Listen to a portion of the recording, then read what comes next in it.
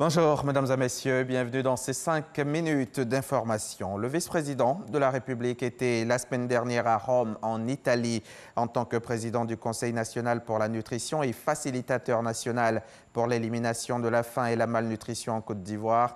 Daniel Kablan-Duncan y était pour prendre part à la première session 2019 du Conseil d'administration du PAM, le Programme alimentaire mondial. Et vous le voyez en image, en marge de cette session, le vice-président a visité le siège de la FAO, l'Organisation des Nations Unies pour l'alimentation et l'agriculture. Le reportage de Jérôme Kofi Abolin tout à l'heure à 13h. Ici en Côte d'Ivoire, des spécialistes américains opèrent gratuitement les populations de Doropo. Les patients souffrent entre autres de hernie, de cataracte et de divers autres maux. C'est une initiative de l'ONG 1040 soutenue par le Premier ministre Amadou Gon Coulibaly et les autorités administratives de la localité. Michel Digré y était sur place donc pour RTI 1. Doropo, nous sommes dans la région du Bunkani. Matt traîne une malformation au niveau du pied depuis plusieurs années.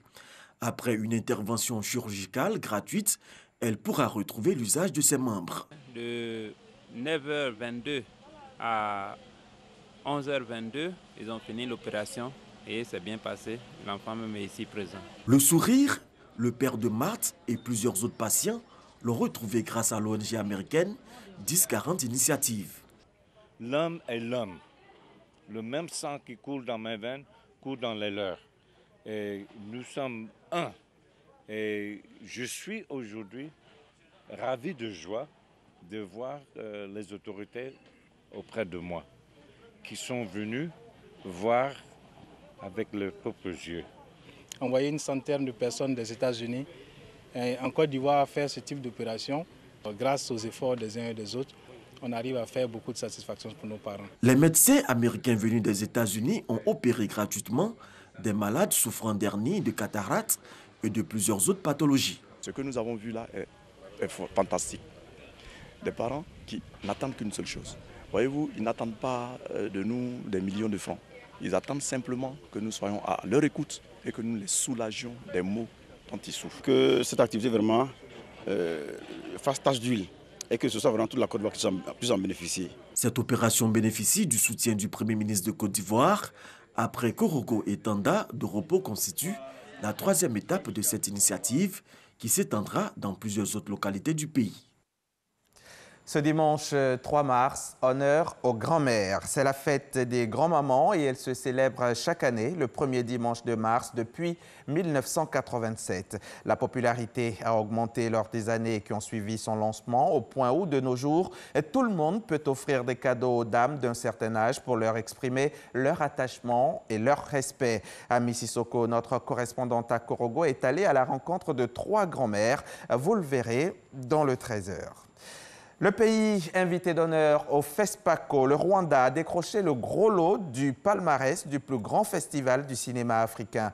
En présence des présidents du Burkina Faso, du Rwanda et du Mali, le jeune cinéaste Joël Karekezi a remporté la distinction suprême, les Talons d'or de Yenenga, pour son film The Mercy of the Jungle, La miséricorde de la jungle. Son acteur principal, Mark Zinga, a gagné le prix de la meilleure interprétation masculine.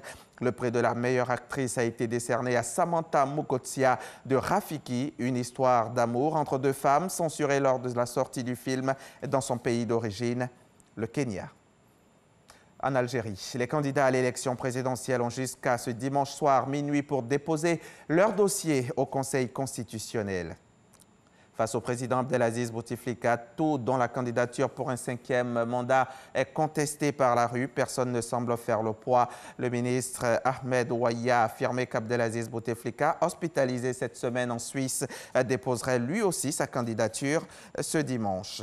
L'ancien président brésilien Luiz Ignacio Lula da Silva, dit Lula, a été autorisé à sortir de prison pour assister aux obsèques de son petit-fils hier samedi. Lula purge une peine de 12 ans d'emprisonnement pour corruption. Devant le cercueil, il a encore une fois clamé son innocence.